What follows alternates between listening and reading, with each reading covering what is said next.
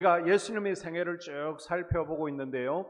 오늘은 예수님의 생애 7번째 시간입니다. 예수님의 부활 이후의 생애를 살펴볼 것인데, 그 전에 우리가 7번 들어야 기억을 한다라고 하니까 7번째 복습을 한번 해보도록 하겠습니다. 자, 예수님을 따라 예수님의 발자취를 우리가 돌아보고 있습니다. 예수님의 생애를 크게 사생애와 또 공생애로 나눌 수 있는데요. 자, 예수님의 생애 사생애를 보게 되면 베들레헴에서 탄생하시죠. 애굽에서 피신하십니다. 또 나사렛에서 어린 시절을 보내시고요. 12살 때 유월절을 지키기 위해서 예루살렘 방문하시는 것이 예수님의 사생애에 나와 있는 기록들입니다. 자, 예수님의 생애 도표에서 가장 앞부분, 빨간색 박스 부분에 해당되어지고요. 이것을 한번 지도로 살펴보게 되면, 자, 나사렛 이곳에서 천사 가브리엘 천사를 통해서 예수님의 수태 고지를 받게 되죠. 그리고 베들레헴으로 호주가 왔다가 베들레헴에 예수님께서 탄생하시게 됩니다.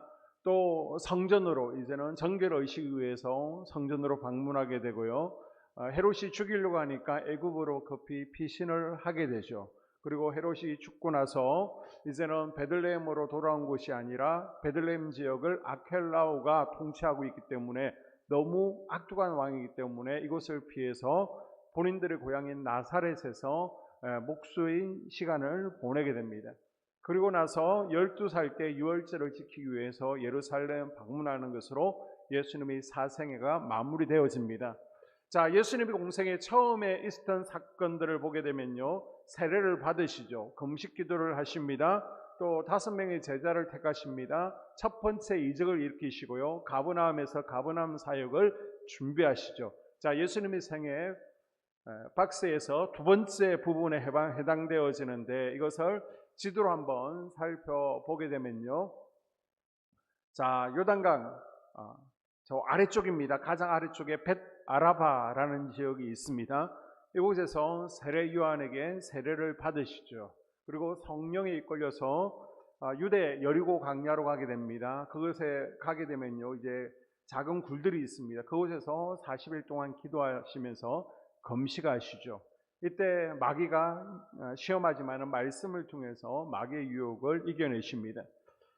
그리고 세례 요한이 지금 요단강 저 위쪽부터 아래쪽까지 왔다 갔다 하면서 세례를 베풀고 있는데요, 중간 지역에 에논이라는 지역이 있습니다. 이곳에서 예수님께서 5 제자를 만나시고 이 5 제자를 데리고 가나 혼인잔치에 참여하게 되죠. 그리고 물을 포도주로 만드시는 첫 번째 이적을 통해서 제자들에게 이분이 정말 메시아구나 라는 것을 알게 해주십니다.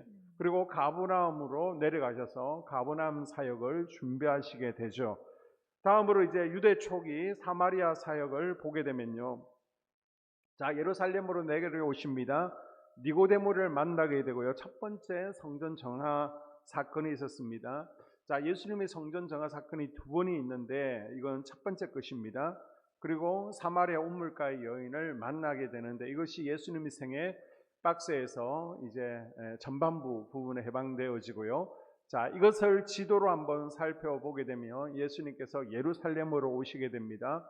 이곳에서 니고데모를 만나게 되죠. 니고데모에게 물과 성령으로 거듭나지 아니하면 하나님 나라에 들어갈 수 없다라고 하시고요, 그 유명한 요한복음 3장 16절 하나님이 세상을 이처럼 사랑하사 독생자를 주셨다라는 메시지가 니고데모의 대화 가운데 나오게 됩니다. 그리고 첫 번째 성전 정화 사건이 있었습니다.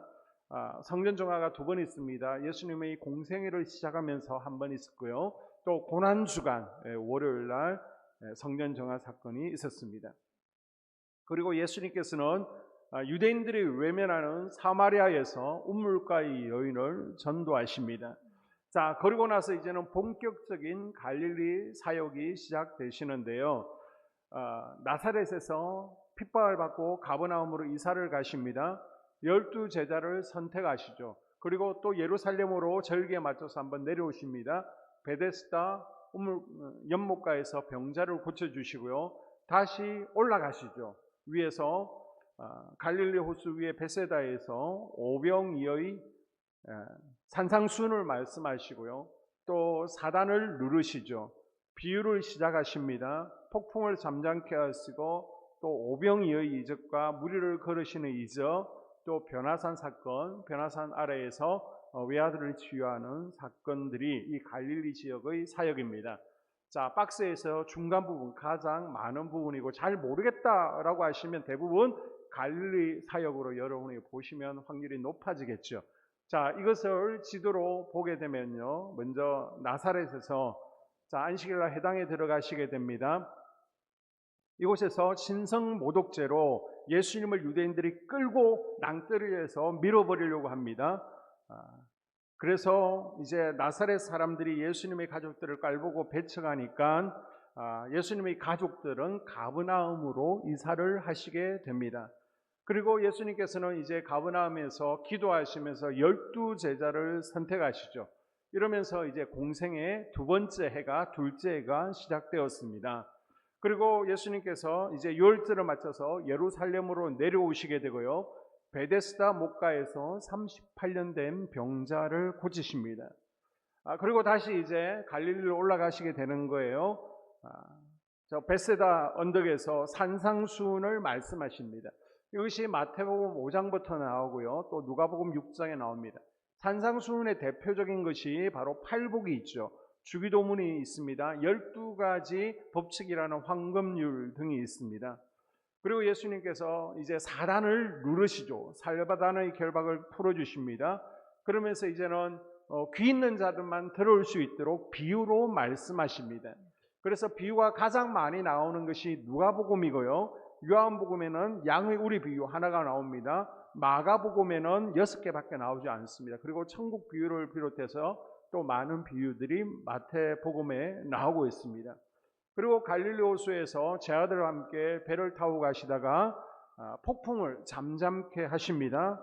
그리고 오병이어의 이적을 일으키시고요, 다시 무리를 걸으시고 폭풍을 잠잠케 하심을 통해서 제자들에게 내가 자연을 통치하시는 하나님의 아들이시다라는 것을 분명히 보여주고 있습니다.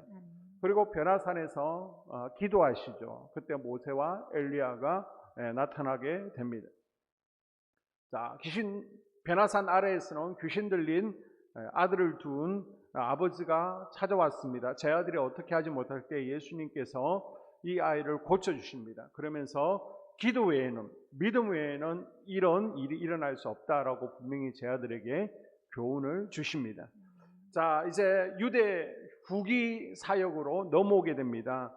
예루살렘에서는 3개의 돌 사건이 있었습니다. 초막절에, 그리고 또 수전절에 있었던 사건들인데요. 자, 예수님의 생애 박스를 보게 되면 뒷부분에 해당되어지죠. 뒷부분에 해당되어지는데, 먼저 초막절이 되었습니다. 예수님께서 감난산에서 기도하고 내려오시는데 유대 종교 지도자들이 현장에서 간음하다 붙들린 여자를 데리고 오죠. 그래서 이 여자를 율법에 따라서 어떻게 해야 됩니까? 라고 했을 때에 죄 없는 자가 돌로 치라 예수님께서 말씀하십니다. 다 죄가 있기 때문에 다 떠나게 되죠. 이때 예수님께서는 다시는 죄짓지 말라, 나도 너를 정죄하지 않겠지만 다시는 죄짓지 말라라고 이 여인에게 말씀하십니다. 그리고 이제 유대 종교 지도자들이 찾아와서 당신이 진짜 메시아가 맞는지 좀 속 시원하게 말하라 라고 할 때 나는 아브라함 이전에 있었다, 아브라함은 내 자손이다 라고 말합니다. 유대인들이 발끈하죠. 그리고 수전절이 되었습니다. 이때 다시 한번 유대인들에게 아버지와 나는 하나다, 유대인들이 들을 때 이거는 신성모독죄에 해당되었습니다. 그래서 예수님을 죽이려고 하니까, 체포하려고 하니까 예수님께서는 이제 요단강 건너편에 베레아라는 곳으로 옮겨서 그곳에서 마지막 사역을 마무리하시게 되는데요. 이곳에서 허리 굽은 여인을 고치시죠. 고창병든 환자도 고치십니다. 또 이런 것들에 대한 비유를 말씀하시는데, 자, 박스를 보게 되면 가장 뒷부분에 해당되어집니다. 자, 지도로 보게 되면요, 이 베레아 지역에서 18년간 허리 굽은 여인, 아브라함의 딸이었습니다. 지금으로 얘기하면 성도 그리스도인입니다. 그러나 귀신에게 붙들려 있었습니다. 예수님께서는 이 귀신을 쫓아내시고 허리를 고쳐주셨습니다. 그리고 배가 불러오는 고창병, 물이 차는 현상이 있는 이 환자도 예수님께서 치유해 주시죠. 이때 종교 지도자들이 왜 예수님은 우리를 가까이 하고 또 우리를 특별히 관심 가지고 사랑해 주지 않고 왜 죄인들, 세리들과 함께 하느냐라고 비아냥거릴 때에 바로 이런 것 비유를 말씀하십니다. 그래서 이런 양, 이런 동전, 이런 탕자 비유를 통해서 하나님께서 나를 보내는 것은 잃어버린 것들을 찾기 위해서 보내셨다라고 말씀하십니다.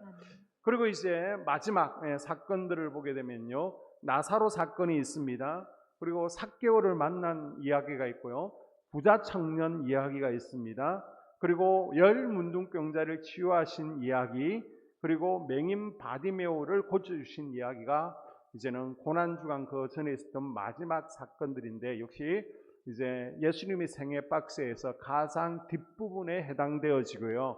자, 이것을 지도로 살펴보게 되면 이제 나사로가, 베다니의 나사로가 죽게 되었습니다. 이때 예수님께서는 이 병은 죽을 병이 아니다, 하나님의 영광을 위해서 이게 병든 것이다 라고 하면서 죽은 나사로를 살려주십니다. 이것을 통해서 예수님께서 생명의 주관자 되심을 보여주고 계십니다.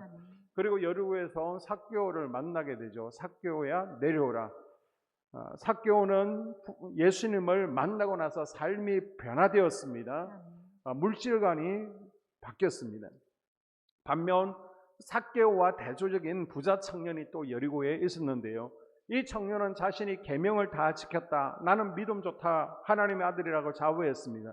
그러나 결국 물질을 버리지 못했고요, 결국 천국 영생을 얻지 못했습니다. 이렇게 누가복음에는 부자 청년과 삭개오를 비교하고 있고요, 그 다음 포도원 품꾼 비유가 있었습니다. 그리고 열 문둥병자를 예수님께서 치유해 주시는데, 이 열 문둥병자 중에서 9명의 유대인들은 감사를 몰랐습니다. 그러나 사마리아 문둥병자는 그 은혜의 감사 감격함을 보여주고 있습니다. 그리고 맹인 바디메오를 주님께서 고쳐주시죠. 맹인 바디메오는요, 예수님을 만나기 위해서 소리 질렀고요, 자신이 가지고 있던 가장 소중한 것을 버리면서 예수님을 만났고 예수님의 은혜를 내 것으로 담기게 됩니다. 자, 이제 마지막 고난주간입니다. 예수님께서 베다니에서 벳바게에서 나귀를 타고 이제 일요일에 예루살렘 성에 입성을 하시게 됩니다. 그리고 월요일 날 성전을 깨끗하게 청결케 하셨습니다. 그리고 열매 맺지 못하는 무화과 나무를 저주하십니다. 그리고 화요일에는 유대 종교 지도자들과의 논쟁이 있었고요, 다시 한번 삭개오처럼 과부가 자신의 전 재산을 드리는 것을 칭찬하시는 과부의 두렙돈 이야기가 있습니다. 그리고 수요일은 자신의 모든 것을 예수님께 내어드린 향유 부은 여인의 이야기가 있고요, 그리고 목요일은 최후의 만찬이 있었습니다. 이것은 유월절 만찬입니다. 그리고 이곳에서 예수님께서 제 아들의 발을 씻기시면서 섬김의 모습을 보여주셨죠. 그리고 목요일 저녁에 겟세마네 기도가 있었습니다. 이 겟세마네 기도를 통해서 우리에게 너희들 유혹에 빠지지 않게, 시험에 들지 않게 깨어 있어서 기도해야 된다, 기도할 때 중보기도가 중요하다, 기도할 때 간절히 기도해야 된다, 기도의 태도에 대해서 말씀하십니다.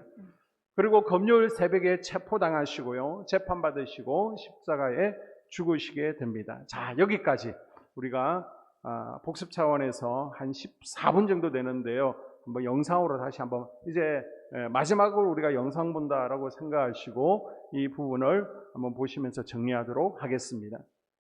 일요일, 예수님의 일행이 예루살렘 근처 감람산 벳바게와 베다니에 이르렀을 때였습니다. 예수님은 제자 둘에게 맞은편 마을에 있는 나귀 새끼를 끌고 오라고 하셨습니다.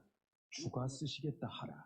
예수님이 죽은 나사로를 살렸다는 소문 때문에 사람들이 모여 있었습니다. 나귀 새끼를 타고 예수님은 예루살렘에 입성하시는데 사람들이 외쳤습니다. 호산나, 찬송하리로다. 주의 이름으로 오시는 이여. 찬송하리로다. 오는 우리 조상 다윗의 나라여. 다윗의 자손이여. 가장 높은 곳에서 호산나. 무리 중에서 어떤 바리새인들이 듣고 제자들을 책망하라고 하자 예수님은 이 사람들이 침묵하면 돌들이 소리 지를 것이라고 하셨습니다. 월요일, 이른 아침 예수님이 잎사귀밖에 없는 무화과 나무를 보고 영원히 열매 맺지 못할 것이라고 저주하셨습니다. 이 내용을 이해하려면 다음과 같은 내용을 알아야 합니다. 이스라엘 무화과는 4월에서 10월까지 총 5번의 열매를 맺습니다. 히브리어로 4월의 작은 열매는 파게라고 하고 두 번째부터 나오는 열매는 테에나라고 부릅니다. 파게의 이름을 딴 도시가 벳바게, 테에나의 이름을 딴 도시가 베다니입니다. 무화과 열매의 이름을 가진 그 도시에서 예수님은 6월절에 맺혀야 할 파게가 맺히지 않으니 테에나 열매까지 맺지 못할 것이라고 저주하신 것입니다. 쉽게 말해서 파게조차 맺히지 않는 무화과 나무를 저주하신 것입니다. 이어서 예루살렘 성전에서 예수님의 두 번째 성전 정화 사건이 있었습니다. 기록된 바 내 집은 기도하는 집이라고 일컬음을 받으리라 하였거늘 그런데 너희는 강도들의 소굴로 만드는도다. 그리고 예수님이 맹인과 저는 자들을 성전에서 고쳐주시자 어린아이들은 예수님을 다윗의 자손이라고 말했습니다. 대제사장들과 서기관들은 그 소리를 듣고 분노하였습니다. 이때부터 논쟁이 시작되었습니다. 바리새인들은 어떻게 하면 예수님의 말씀으로 약점을 잡을까 해서 가이사에게 세금을 바치는 것이 옳은지 물었습니다. 이 형상과 이 글이 누구의 것이냐? 가이사의 것입니다. 그러면 가이사의 것은 가이사에게, 하나님의 것은 하나님께 바치라. 그들은 예수님의 이야기를 듣고 놀랍게 여기며 떠났습니다. 예수님은 무리와 제자들에게 서기관들과 바리새인들이 말하는 것은 지키고 행위는 본받지 말라고 하셨습니다. 그러면서 바리새인과 서기관들, 눈먼 인도자들에게 화가 있을 거라고 말씀하셨습니다. 예수님 헌금함에 풍족한 중에 돈을 넣는 부자보다 가난한 중에 자기의 모든 생활비를 넣은 과부를 칭찬하셨습니다. 예수님이 이렇게 많은 표적을 그들 앞에서 행하셨으나 믿지 못하는 이유는 이사야 선지자의 말씀이 성취되기 위함이었습니다. 어떤 사람들이 성전을 가리켜 그 아름다운 돌과 허물로 꾸민 것을 말하며 예수님은 감람산에서 성전을 보며 돌 하나도 돌 위에 남지 않고 다 무너질 거라고 하셨습니다. 베드로, 야고보, 요한, 안드레는 그게 어느 때인지 그때 어떤 징조가 있을지 물었습니다. 많은 사람이 내 이름으로 와서 이르되 내가 그러하여 많은 사람을 미혹하리라. 민족이 민족을, 나라가 나라를 대적하여 일어나겠고 곳곳에 지진이 있으며 기근이 있으리니 이는 재난의 시작이니라. 형제가 형제를, 아버지가 자식을 죽는 데 내주며 자식들이 부모를 대적하여 죽게 하리라. 너희가 내 이름 때문에 모든 민족에게 미움을 받으리라.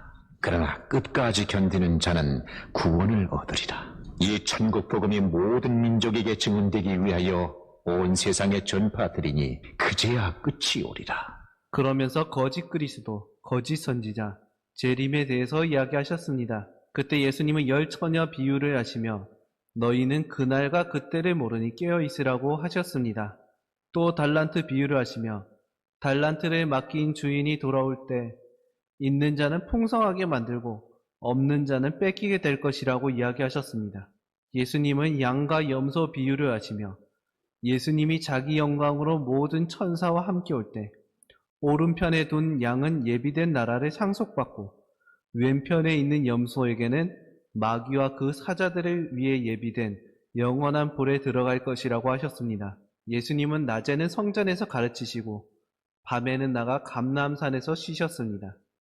베다니의 나병 환자 시몬의 집에서 예수님을 위한 잔치가 있었습니다. 마르다는 일을 하고 나사로는 예수님과 함께 있었습니다. 그때 마리아가 지극히 비싼 향유를 가져다가 예수님의 발에 붓고 자기 머리털로 그 발을 닦았습니다.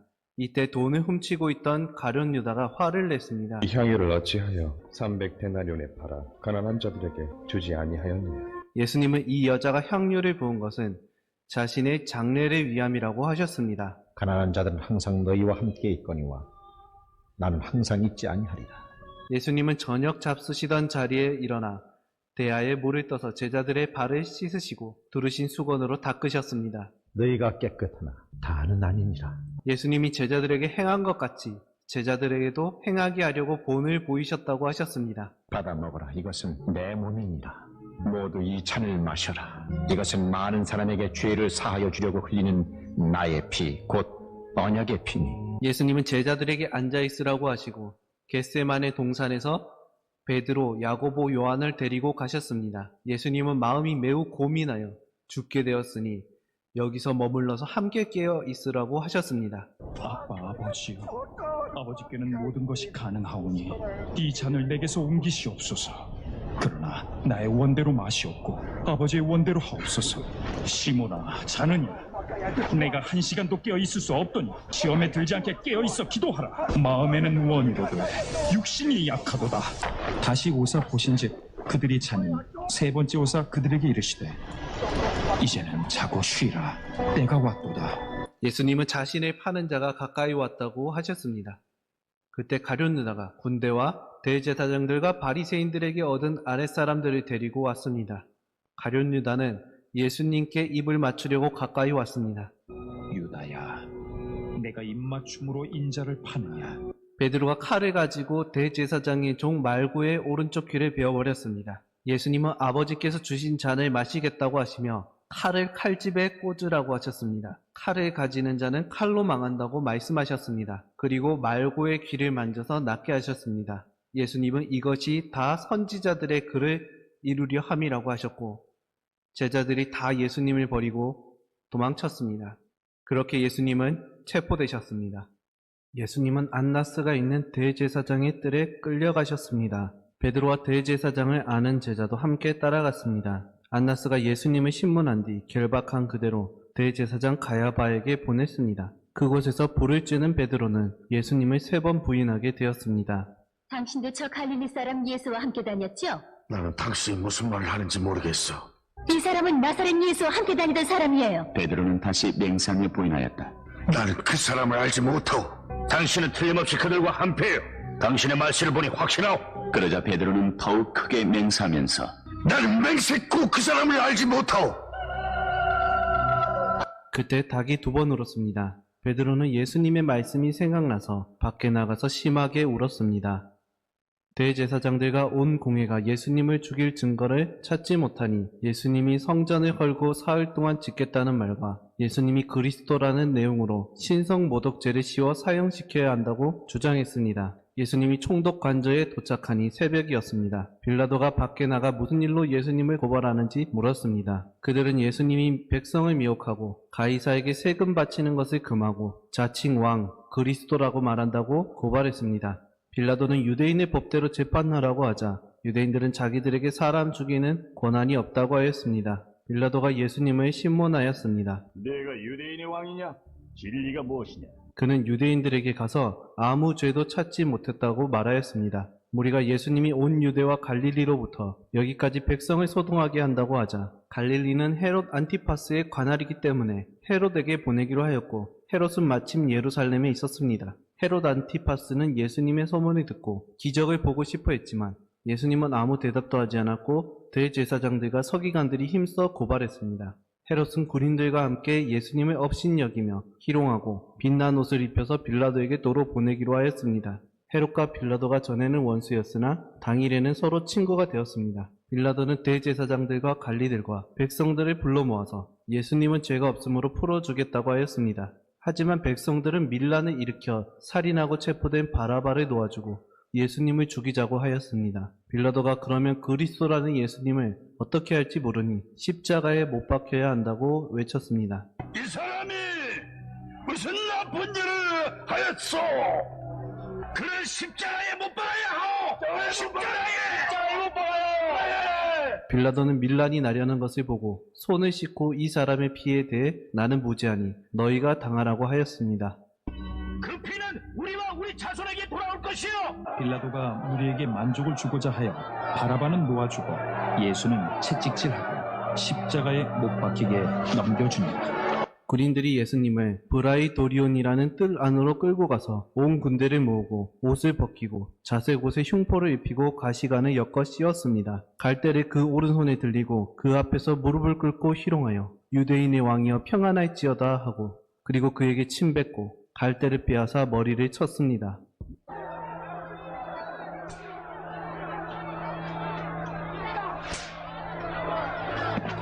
마침 알렉산더와 루포의 아버지인 구레네 사람 시몬이 시골로부터 와서 지나갔는데 군인들이 그를 억지로 같이 가게 하여 예수님의 십자가를 지우고 가게 하였습니다.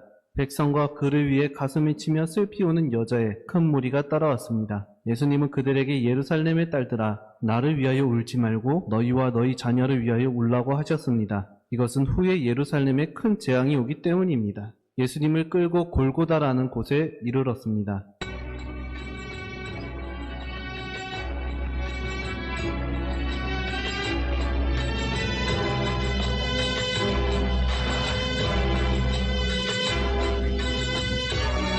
로마 군인들은 예수님께 쓸개 탄 포도주를 주어 마시게 하였는데 예수님은 맛보시고 마시지 않으려고 했습니다.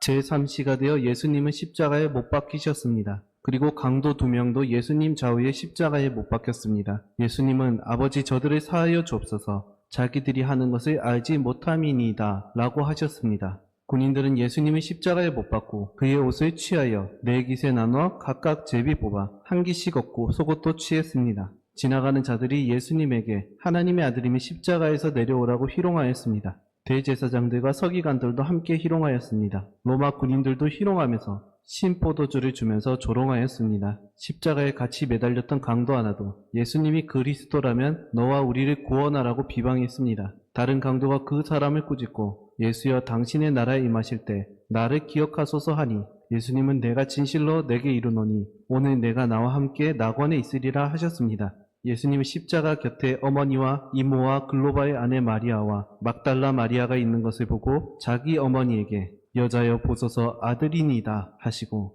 제자들에게 보라 내 어머니라 라고 하셨습니다. 그때부터 사도 요한이 자기 집에 모셨습니다. 제6시쯤 되어 해가 빛을 잃고 온 땅에 어둠이 임하며 제9시까지 계속되었습니다. 제9시쯤 예수님은 크게 소리 지르며 엘리 엘리 라마 사박다니 라고 하시니 나의 하나님 어찌하여 나를 버리셨나이까 라는 뜻이었습니다. 예수님은 모든 일이 이미 이루어진 줄 아시고 성경을 응하게 하시려고 내가 목마르다 하셨습니다. 사람들은 신포도주를 적신 해면을 우슬초에 베어 예수님의 입에 대었습니다. 예수님은 신포도주를 받으신 후에 다 이루었다고 하셨습니다. 그리고 큰 소리로 아버지 내 영혼을 아버지의 손에 부탁하나이다 라고 하시고 숨지셨습니다. 이에 성소 휘장이 위로부터 아래까지 찢어져 돌이 되고 땅이 진동하며 바위가 터졌습니다. 로마 백부장과 예수님을 지키던 자들이 지진과 일어난 일들을 보고 진실로 하나님의 아들이었다고 고백했습니다. 구경하러 모인 무리도 그 일을 보고 다 가슴을 치며 돌아갔습니다. 예수를 아는 자들과 갈릴리로부터 따라온 여자들도 다 멀리 서서 이 일을 보니라. 유대인들은 안식일 준비일이라 안식일에 시체들을 십자가에 두지 않으려고 빌라도에게 그들의 다리를 꺾어 시체를 치워달라고 하였습니다. 군인들은 강도들의 다리를 꺾었으나 예수님은 이미 죽은 것을 보고 다리를 꺾지 않았습니다. 그 중에 한 군인이 창으로 예수님의 옆구리를 찌르니 곧 피와 물이 나왔습니다. 이 일이 일어난 것은 그 뼈가 하나도 꺾이지 아니하리라 한 성경을 응하게 하려 합니다. 또 다른 성경에 그들이 그 찌른 자를 보리라 하였느니라.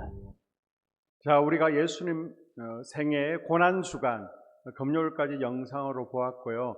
우리가 지난 시간에 목요일까지 했는데 다음 시간에 이렇게 마무리하기 위해서 좀 영상은 앞부분을 우리가 당겨서 보았습니다.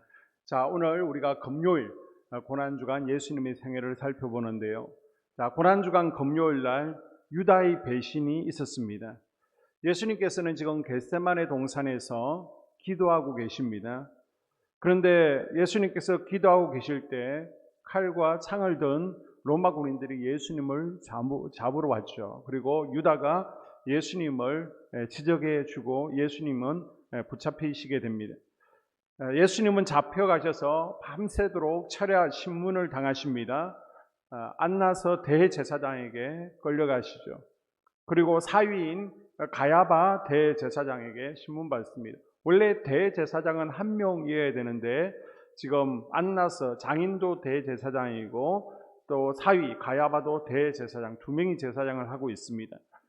그리고 빌라도에게 넘기게 되죠. 또 빌라도는요 헤롯 안티파스에게 넘기게 됩니다.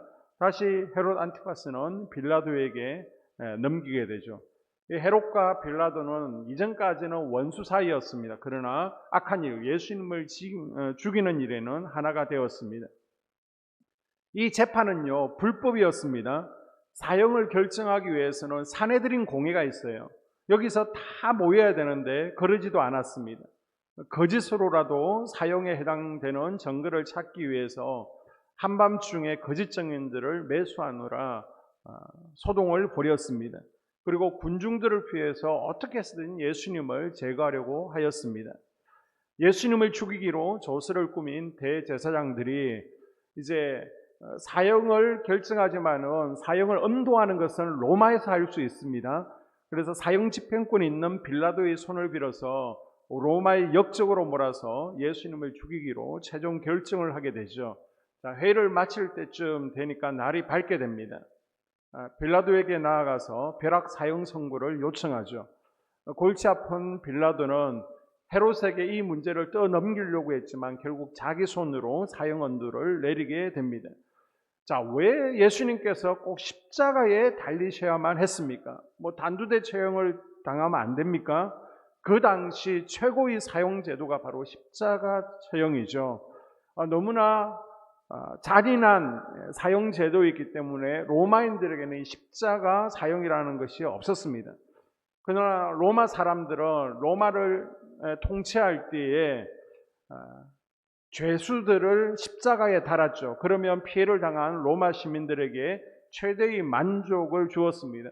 그리고 잘못하다가는 십자가에 달린다, 범죄를 방지할 수 있습니다. 소요, 폭동을 억제할 수 있습니다. 그래서 이 십자가 처형을 로마가 다스리는데 최대의 효과를 누릴 수 있기 때문에 정복 국가들에게 십자가 처형, 사형 제도를 만들었던 것이죠. 예수님께서는 가장 처참한 모습으로 가장 고통스럽게 죽으셨습니다. 이 죽음을 통해서 우리를 얼마나 사랑하시는지를 예수님께서는 보여주신 거예요. 아멘. 자, 로마서 5장 8절에 보게 되면 우리가 아직 죄인 되었을 때 그리스도께서 우리를 위하여 죽으심으로 하나님께서 우리에 대한 자기의 사랑을 확증하셨느니라. 아멘. 우리는 입술로 예수님을 사랑한다라고 고백하지만 예수님께서는 우리를 얼마나 사랑하시는지를 직접 몸으로 보여주셨고 이 십자가 죽음으로 우리에게 예수님의 사랑을 확증하여 주셨습니다. 아멘. 자, 예수님께서 십자가에 죽으심으로 우리를 위해서 짊어지신 두 가지가 있습니다. 우리는 예수님께서 십자가에 달리심으로 우리의 죄를 담당하셨다라는 것은 알고 있습니다. 아멘. 자, 베드로전서 2장 24절에 친히 나무에 달려 그 몸으로 우리 죄를 담당하셨으니 아멘. 계속해서 성경은요, 예수님께서 십자가에서 우리의 죄를 담당하셨다, 아멘. 우리의 죄를 담당하셨다 아멘. 라는 것을 증언하고 있습니다. 아멘. 믿으시기를 바랍니다. 아멘. 하나님께서는 인간의 죄의 문제를 해결하기 위해서 예수 그리스도를 이 세상에 보내셨고 예수님께서는 죄값을 대신 치르시고 우리에게 천국 영생을 선물로 주시기 위해서 십자가에 죽으셨습니다. 아멘. 자, 그럼 왜 예수님께서 피 흘려 죽으심으로 죄의 문제를 해결하셔야만 했습니까? 그냥 하나님은 전지전능하신데 인간 너희들의 죄를 사하노라 말만 하면 되는 거 아닙니까? 우리 공의의 하나님은요, 죄를 싫어하십니다. 그래서 인간은 죄를 범하면 하나님의 심판을 피할 수가 없는 거예요. 아멘. 그러나 하나님께서는 동시에 자비로우신 우리를 사랑하시는 하나님이시기 때문에 아멘. 자기 백성들의 형벌을 면해주기 위해서 구약시대 때는 그 자비로 제사제도라는 것을 만들어 주셨습니다. 그래서 히브리서 9장 22절에 보게 되면요, 피 흘림이 없이는 죄 사함이 없다. 공의의 하나님께서 자비를 베푸시는 최고의 방법이 바로 피 흘림 제사였습니다. 아멘. 그래서 죄를 지으면 형벌을 대신 받을 대속물이 피를 흘려야 했습니다. 자기가 기른 1년 된 자기를 대신할 수 있는 흠없고 깨끗한 양이나 염소와 송아지로 죄값을 대신 치르는 거예요. 그래서 이스라엘 백성들은 하나님 앞에서 죄 사함을 받기 위해서 정기적으로 그리고 죄를 지을 때마다 제사장 앞에 어린 양을 염소를 끌고 나왔습니다. 소를 끌고 나온 거예요. 그러면 그 제사장이 그 어린 양에게, 염소에게, 또한 송아지에게 죄를 전가한 후에 잡아 피를 제단에 뿌림으로써 그 제물을 드린 사람의 죄는 일시적으로 덮어지는 겁니다. 이것은 하나님의 큰 은혜였습니다. 그러나 제사의 어두운 면이 있죠. 이것은요, 끊임없이 되풀이 되어야 된다는 것입니다. 여러분은 1년에 몇 번 죄를 짓습니까? 죄를 지을 때마다 어린 양을 끌고 성전에 나오는 것을 상상해 보십시오. 매일 지으면 매일 끌고 나와야 되는 거예요. 그래서 하나님께서는 이 불완전한 제사제들을 완전하게 하기 위해서 예수 그리스도를 마지막 어린 양 제물로 보내주신 것입니다. 아멘. 할렐루야. 아멘. 두 번째로 예수님께서 십자가에 달리심으로 우리 죄만 담당해 주신 것이 아니라 우리가 계속 간구하고 잊고 있는 것이 있는데 바로 우리의 연약함과 질병도 담당해 주셨습니다. 아멘. 자, 마태복음 8장 17절에 보게 되면 이는 선지자 이사야를 통하여 하신 말씀에 우리의 연약한 것을 친히 담당하시고 병을 짊어지셨도다 함을 이루려 하심이더라. 아멘. 아멘. 예수님께서 십자가에 죽으심으로 우리의 죄만 해결해 주신 것이 아니라 아담의 범죄 이후에 우리를 공격해오는 모든 악한 영의 질병의 속박을 끊어주셨습니다. 아멘. 예수님은요, 모든 자를 고쳐주십니다. 아멘. 모든 병을 고칠 능력을 예수님은 가지고 계신 거예요. 아멘. 2000년 전이나 지금도 주님은 여전히 고쳐주고 계십니다. 아멘. 그래서 여러분 몸이 개골개골해서 약하고 아픈 거 주님께서 이미 담당하셨습니다. 아멘. 털고 일어나시기를 바랍니다. 아멘. 모든 질병의 결박들이 끊어지시기를 주의 이름으로 축복합니다. 아멘. 자, 예수님께서 죽으십니다. 예수님께서 십자가에 달리실 때 함께 일어난 현상들이 마태복음 27장에 기록되어 있는데요. 보게 되면 45절에 6시부터 9시까지 어둠이 온 땅을 덮었습니다. 그리고 51절에 보십시오. 성전의 휘장이 맨 위에서부터 맨 밑까지 둘로 찢어졌습니다. 이제 성전의 제사장뿐만 아니라 모두가 자유롭게 들어올 수 있다라는 것을 보여주시는 거예요. 그리고 51절 하반절에 땅이 흔들립니다. 그리고 바위들이 쪼개졌죠. 자, 뿐만 아니라 52절 이하에 보게 되면, 자, 여러분, 예수님께서 공생의 가운데 죽은 자를 살려주신 것이 몇 번 있었습니까? 누구를 살려주었죠? 나인성 가부의 아들을 청년을 살려주셨습니다. 또 누구 살려줬어요? 나사로야 일어나라. 나사로를 살려줬잖아요. 또 회당장 야이로의 딸을 살려줬습니다. 우리가 그것만 생각하는데요. 자, 아닌 것을 마태복음 27장 52절 이하에서 볼 수 있습니다. 무덤들이 열리며 자던 성도의 몸이 많이 일어나되 예수의 부활 후에 그들이 무덤에서 나와서 거룩한 선행에 들어가 많은 사람에게 보이니라. 자, 아멘. 예수님께서 십자가에 달리셨을 때에 죽은 자들이 다시 살아난 거예요. 누가 살아났을까요? 아마 복음을 전하다가 또 하나님께서 택하신 이들이 예수님께서 죽으실 때 살아난 거예요. 아멘. 그리고 무덤에 있다가 예수님께서 무덤 문을 열고 부활하셨습니다. 아멘. 그때 한두 명이 아니에요. 분명히 52절 이하에 보니까 자던 성도의 몸이 많이 일어나되 많은 성도들이 예수님의 부활의 보너스로 일어나게 된 겁니다. 아멘. 그리고 무덤에서 나와서요, 예루살렘에 들어가서 많은 사람들에게 보이며 예수님이 부활의 주님을 전가하였습니다. 아멘. 자, 이제 예수님의 부활 후 40일 행적을 우리가 정리를 하게 되는데요. 우리는 예수님께서 부활하시고 나서 40일 동안 계속 제자들과 또 사람들과 가족들과 함께한 것으로 생각할 수 있는데 그게 아닙니다. 자, 보게 되면 10번 또는 11번 정도 나타나셔서 제자들을 만나시죠. 아멘. 만약 여러분이 예수님이라면, 여러분이 부활했다면 제일 먼저 누구를 찾아가겠어요?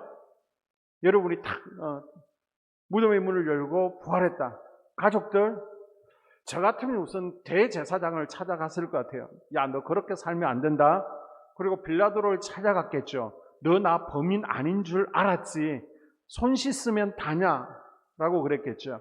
아니면 채찍질하고 못 박았던 군인들을 찾아가서 내가 그 자리에서 용서는 했지만은 너희들 그렇게 살면 안 돼. 내 옷 돌려줘. 그렇게 얘기했을 겁니다.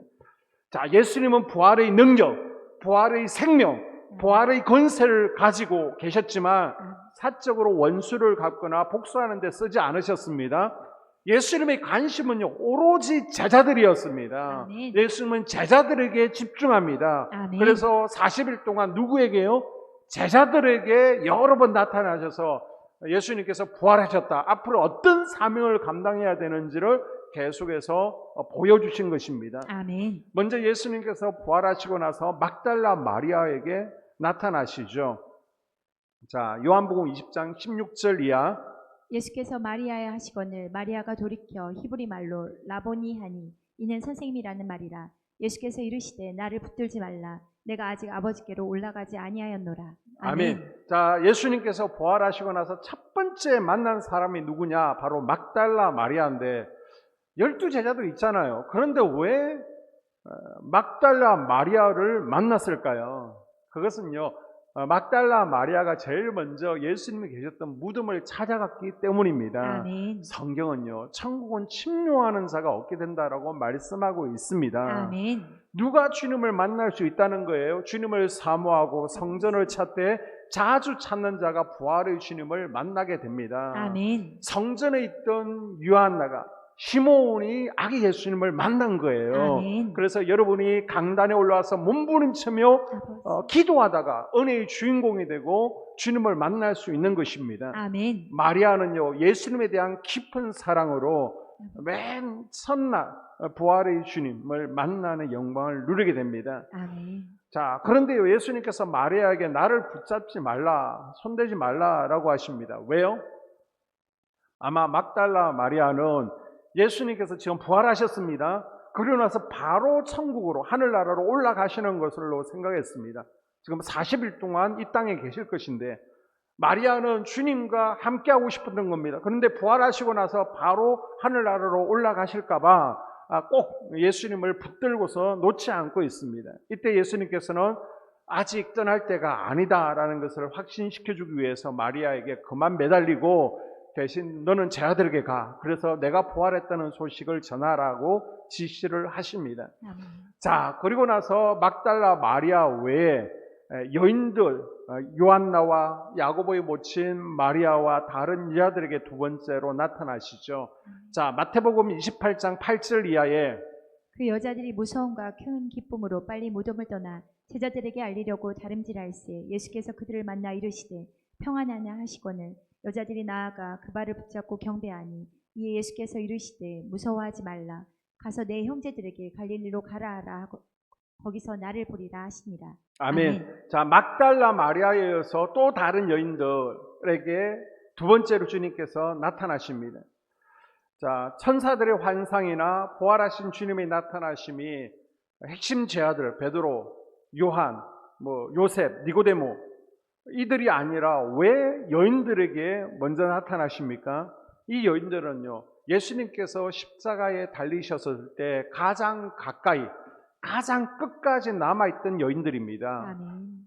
여자들이 남자들보다 믿음과 헌신과 순종면에서 한 발 앞서므로 부활의 주님을 만나는 은혜를 먼저 누릴 수가 있었습니다. 아멘. 그래서 우리도 하나님의 임재를 경험하는 것을 보면 여자분들이 남자들보다 빠르잖아요. 그래서 옛날이나 지금이나 다 똑같습니다. 그래서 교회 내에도 보면 건 70%에서 80%가 여성들로 구성되어 있습니다. 대신 남자들은 좀 넓지만은 큰 사역들을 이루어가는 것을 볼 수 있죠. 여기서 우리는 천국은 침노하는 자의 것이다. 먼저 주님을 찾는 자가 주님을 만난다라는 교훈을 얻게 됩니다. 아멘. 자, 그리고 세 번째로 누구를 만나 주십니까? 베드로를 만나죠. 말하기를 주께서 과연 살아나시고 시몬에게 보이셨다 하는지라. 아멘. 자, 마리아로부터 예수님께서 부활하셨다라는 소식을 들은 제자 가운데 베드로와 요한이 제일 먼저 무덤으로 달려갑니다. 베드로는 성격이 급하다라고 그랬잖아요. 순종도가 높습니다. 그래서 무조건 무덤으로 달려갑니다. 자, 달려갔더니 무덤은 비어 있습니다. 이 베드로는 이 빈 무덤에서 예수님의 세마포만 보고 예루살렘으로 돌아왔습니까? 아니죠. 34절에 정말 예수님께서 그동안 속썩이고 자기를 모른다고 부인하고 저주했던 베드로를 만나 주십니다. 아멘. 베드로를 보게 되면요, 우리 인간이 어떻게 타락하는지 그 단계를 볼 수 있습니다. 마태복음 26장에 보게 되면 예수님께서 말씀하셨죠. 시험에 들지 않게 깨어 기도하라. 아멘. 그런데 베드로는요, 다 버려도 나는 주님을 버리지 않겠습니다. 자만하게 됩니다. 그때 예수님께서는 깨워서 기도하라 라고 했지만은 기도를 소홀히 합니다. 주님의 경고를 무시합니다. 주님께서 나를 버릴 것이다, 나를 저주하고 부인할 것이다, 깨어 있어야 돼라고 분명히 당부했음에도 불구하고 주님의 경고를 무시합니다. 그리고 예수님을 멀찍이 따르게 되죠. 그러다가 결국 예수님을 모른다 부인하고 저주하게 됩니다. 건물이 무너지는 것처럼 조금씩 금이 가다가 징조를 보이고 한순간에 와르르 베드로는 무너졌습니다. 자, 우리도 비슷한 패턴으로 무너지게 되어 있습니다. 그래서 우리는 날마다 영적 전쟁에서 패하지 않게요, 하나님은 전신갑주를 취하고 깨어 있어야 됩니다. 아멘. 기도와 예배의 불을 끄지 않도록 항상 예배의 자리, 기도의 자리에 있어야 됩니다. 아멘. 그런데 내가 자만하는 거예요. 에이, 내가 그래도 권사인데 모태신앙인데 아유, 한 두 주쯤이야. 기도와 예배를 소홀히 하게 됩니다. 주님께서 정신 차려 계속 메시지를 보내는데 경고를 무시합니다. 주님과 관계가 멀어집니다. 그러다 결국 마귀 앞에 엎어지고 자빠지고 마귀의 밥이 되는 것을 발견할 수 있습니다. 여러분 항상 깨어있기를 바랍니다. 아멘. 자, 주일 아침 예수님의 부활의 소식을 들었습니다. 그러나 믿지 못하고 고향으로 가던 두 제자가 있습니다. 한 제자 이름은 걸로바요. 또 한 제자가 이제는 고향 엠마오로 가고 있을 때 예수님께서 이 두 제자를 찾아오시죠. 자, 누가복음 24장 17절. 예수께서 이르시되 너희가 길 가면서 서로 주고받고 하는 이야기가 무엇이냐 하시니 두 사람이 슬픈 눈빛을 뜨고 머물러 서더라. 아멘. 예수님께서 오셨습니다. 예수님께서 두 제자에게 말씀하시죠. 성경 말씀을 풀어주십니다. 이때 제자들을 둘러싸고 있던 의심들, 분명히 아침에 예수님께서 부활하셨다라는 소식을 두 제자가 들었어요. 그러나 믿지 못하고 고향으로 돌아가고 있었는데 예수님을 만나고 예수님의 말씀을 듣고 나서 그들의 마음이 뜨거워졌습니다. 아멘. 야, 예수님께서 부활하셨구나. 아멘. 부활의 주님을 만나고 우리 다시 돌아가자. 예루살렘으로 돌아가죠. 그리고 부활의 정인의 삶을 살게 되었습니다. 아멘. 우리는 부활의 주님을 만나야 되는 거예요. 아멘. 그래야 우리가 이사갈과 스불론의 사명을 기쁨으로 감당하게 되는 것입니다. 아멘. 자, 그리고 마지막 하나 더 하고 마칠게요. 이 주일날 마가다락방에서 도마를 제외한 제자들을 예수님께서 찾아오시죠. 자, 누가복음 24장 33절 이하를 읽습니다.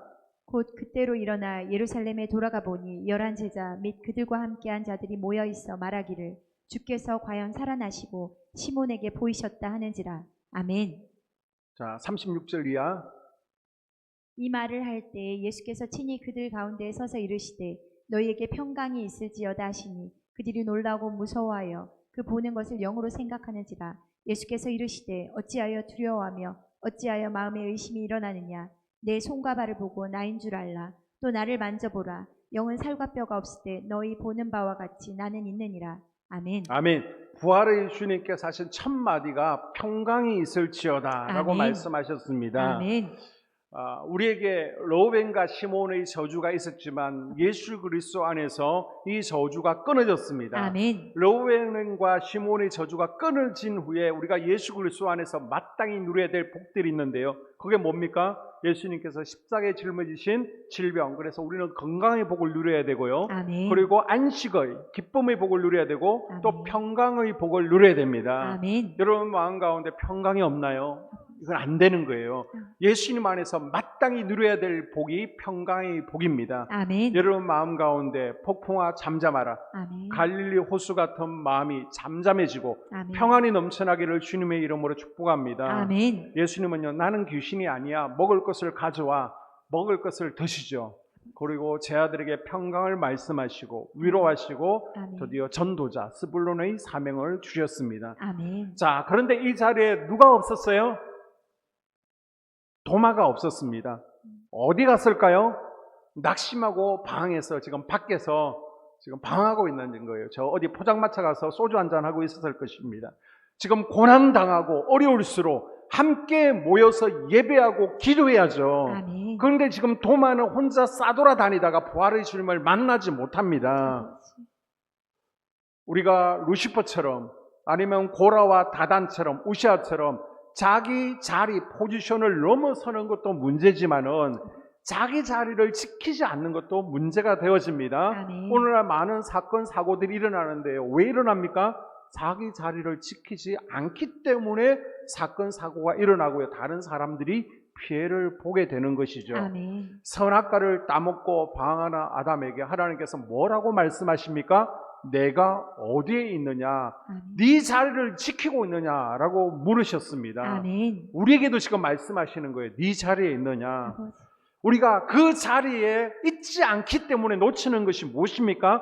우리가 예배의 자리에 없으므로 예수님께서 나에게 주시는 중요한 레마의 말씀을 놓칠 수가 있습니다. 내가 그동안 기도했어요. 하나님 말씀해 주세요. 하나님 음성 들려주세요. 바로 이 저녁에 예수님께서 말씀해 주시는데 내가 그 자리에 있지 않은 거예요.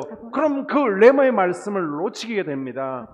그래서 우리 속장님들에게 제가 당부하는 게 예배 빠진 속도원들에게는 말씀이라도 개인적으로 링크해 주라라고 제가 당부를 드리는 겁니다.